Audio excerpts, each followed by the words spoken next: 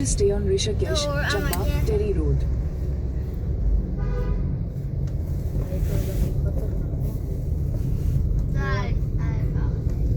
બધે બધી કાવાસાકી છે. હા, એક પણ KTM નથી.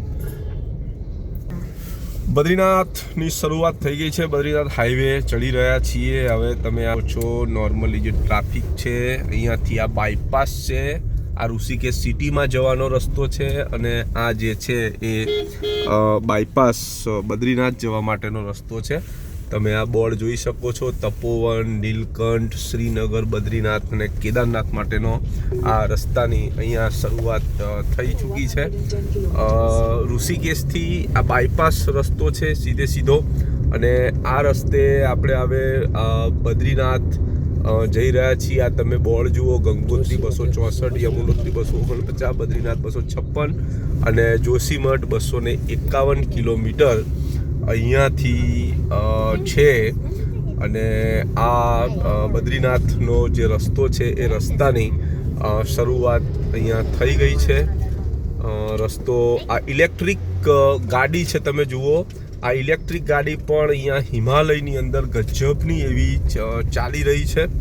અને આ પાર્કિંગ છે, પાર્કિંગની વ્યવસ્થા છે બાયપાસ ઋષિકેશ.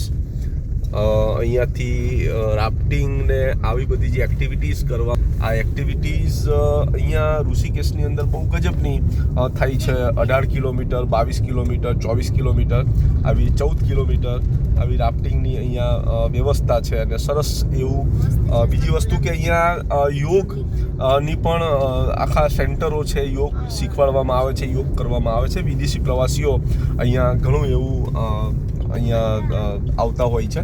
એ છે આ ગજબનું વાતાવરણ, લોકેશન. ને આ હવે આપણે બદ્રીનાથ હાઈવેની અહીંયાથી આ શરૂઆત થઈ ચૂકી છે.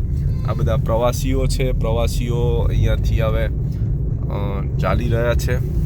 અવનવું ખરેખર જીવનની અંદર આ જે સમય છે હિમાલયને માણવાનો, એ બહુ ગજબ છે અને બહુ મજા આવે છે. એમ તમે જે રસ્તા છે એ ઢાળવાળા, અત્યારે અમે ચડી રહ્યા છીએ હિલ સ્ટેશનમાં. ઉપર ને ઉપર ચડવાનો જે દોર છે એ હાલ ચાલી રહ્યો છે. વધુ વિગત માટે બન્યા રહો હિતેશ પંડ્યા ફેસબુક પેજ સાથે. કોમેન્ટ કરો, શેર કરો, અને જરૂર તમારા મગજમાં જે બી કંઈ વિચાર આવે કોમેન્ટ જરૂર કરો. હર હર મહાદેવ, જય જય ગરવી ગુજરાત.